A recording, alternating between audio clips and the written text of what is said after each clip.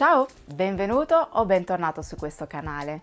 Se non mi conosci ancora, mi chiamo Virginie e sono un interior designer.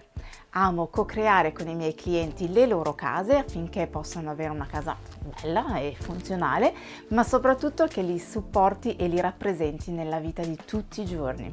Questo dalla consulenza fino all'intero processo di ristrutturazione. In questo canale affronto il tema casa e ristrutturazione, dandoti suggerimenti e spunti affinché tu possa avere la casa dei tuoi sogni. Una casa nella quale non vedi l'ora di tornare per trovare e essere te stesso.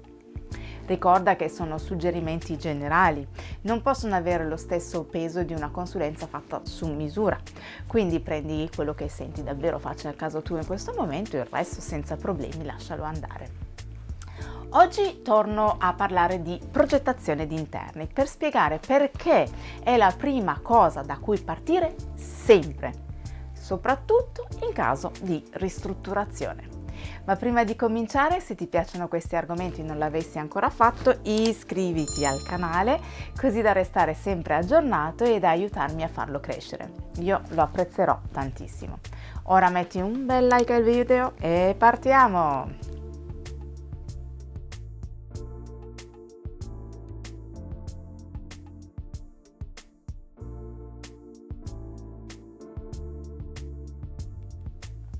Quando si parla di ristrutturazione, il pensiero corre subito a muri da abbattere, pavimenti da scegliere, impianti da rifare.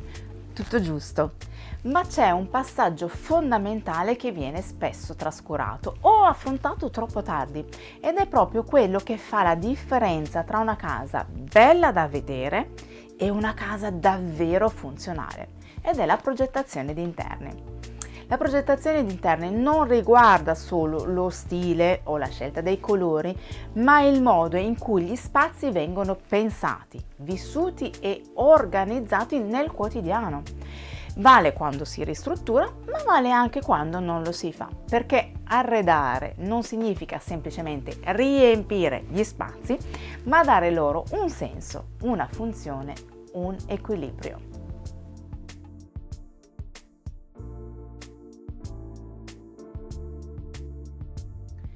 Prima ancora di pensare allo stile, ai colori o ai materiali, c'è una domanda chiave da farsi: come voglio vivere in questa casa?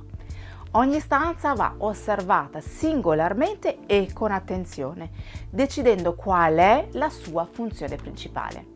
Una volta chiarito questo punto, il passo successivo è molto concreto: fare l'elenco dei mobili davvero importanti per quella funzione. È chiaro che in una stanza possono esserci più funzioni, ad esempio in un soggiorno potrebbe esserci anche l'angolo dedicato allo studio e o la zona pranzo, ma la funzione principale di solito è una e tutto il resto segue di conseguenza. Facciamo un esempio proprio sul soggiorno. Se il soggiorno lo userai principalmente per rilassarti, allora dovrai prendere un divano comodo, magari importante, penserai a un mobile TV e ragionerai sugli spazi di passaggio adeguati. Suggerisco anche di pensare ad altre sedute vicino al divano per invitare alla conversazione in caso di ospiti. In caso ci sia in quello stesso soggiorno anche un angolo studio e o la sala da pranzo, questi saranno pensati e proporzionati di conseguenza alla funzione principale. Se invece quello stesso soggiorno lo userai soprattutto per pranzi e cene con familiari e amici, la cosa più importante sarà il tavolo con delle sedie comode e il resto verrà dopo. Fatto questo passaggio, entra in gioco una fase spesso sottovalutata ma preziosissima: provare a disporre i mobili nello spazio, anche solo in pianta. Ed è qui che succede la magia, perché solo vedendo gli ingombri reali puoi capire se la tramezza che volevi togliere è utile abbatterla davvero o meno, se magari è meglio spostarla di qualche centimetro o magari semplicemente creare un varco.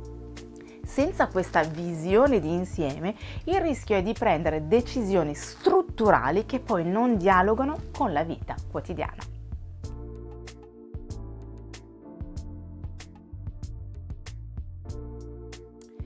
Una cosa che rassicura molto quando faccio questi discorsi è che non è necessario sapere subito che stile avrà la casa, né scegliere immediatamente colori o finiture. In questa fase conta soprattutto il dove, non il come. Sapere dove andrà il divano, dove sarà il letto, quanto spazio serve per aprire un armadio o muoversi comodamente intorno a un tavolo. Permette così di lavorare sugli ingombri reali e quindi capire le dimensioni minime o massime dei mobili.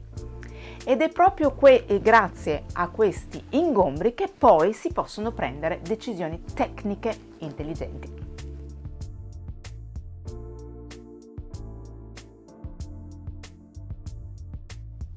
Quando il layout è chiaro, tutto il resto diventa più semplice e soprattutto più coerente. Pensiamo all'illuminazione. Il classico punto luce centrale a soffitto, da solo lo sappiamo, non è quasi mai la soluzione migliore. Ogni funzione richiede una luce diversa, una luce per leggere, una per cucinare, una per rilassarsi. Solo conoscendo la disposizione degli arredi puoi decidere dove posizionare i punti luci, se servono applique, sospensioni o faretti e dove mettere le lampade da terra o da tavolo. Lo stesso vale per le prese elettriche. Anziché metterle un po' a caso così sei sicuro di averne, con il rischio però che vengano poi coperte da un mobile o siano troppo lontane da dove ti servono davvero, potrai metterle dove sai davvero che potrai utilizzarle. Inoltre potrai decidere di mettere il divano in mezzo alla stanza, ovviamente se è funzionale per te e ti piace, con la sua bella lampada vicino senza rischiare di inciappare nei fili perché, avendo progettato prima, avrai pensato a mettere una presa a pavimento. E questo fa la differenza tra una casa adattata e una casa progettata.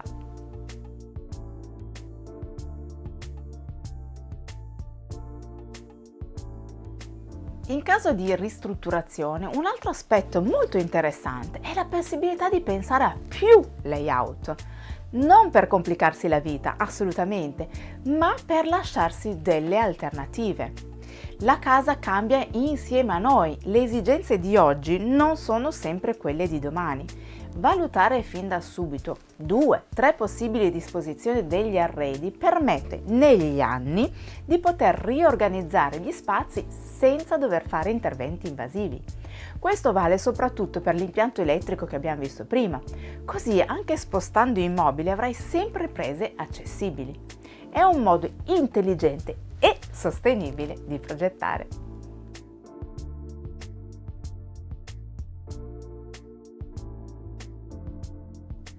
Solo dopo aver chiarito funzioni, ingombri e layout ha senso iniziare a lavorare sull'atmosfera.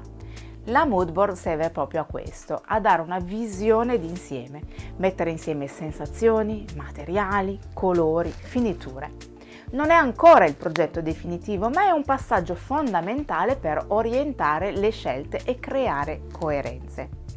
A questo punto sì, si può passare al progetto vero e proprio di ristrutturazione insieme a un architetto e iniziare finalmente i lavori con una direzione chiara.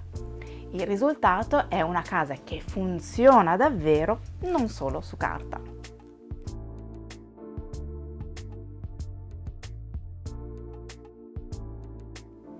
Tutto questo resta valido anche quando non sono previsti lavori strutturali.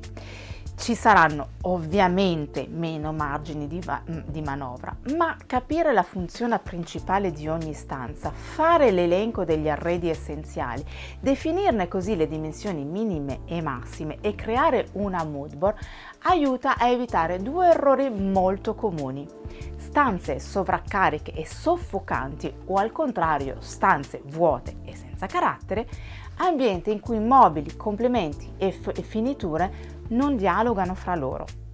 Per creare un ambiente armonico, la mood board dovrà partire dagli elementi già esistenti come i pavimenti e i serramenti interni.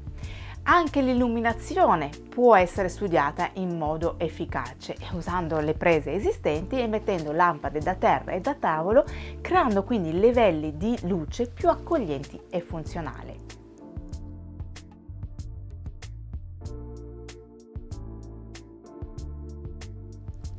Il progetto di arredo è parte integrante della progettazione di interni e non è un dettaglio finale, ma la base su cui costruire ogni scelta, grande o piccola che sia. Spero che questo video ti sia stato utile e ti sia piaciuto, nel caso fammelo sapere con un bel like e magari nei commenti. Sentiti anche libero di condividerlo con chiunque tu pensi possa essere interessato, io ne sarò onorata e mi aiuterà a far crescere il canale. Se senti che la tua casa o qualche ambiente di essa non ti rispecchia abbastanza, non aspettare oltre, prenota la tua consulenza, trovi i miei contratti in descrizione. E se poi non lo avessi ancora fatto, ricordati anche di iscriverti al canale e attiva la campanella, così non ti perderai i prossimi video. Grazie di cuore di essere stato qui con me, a presto, ciao!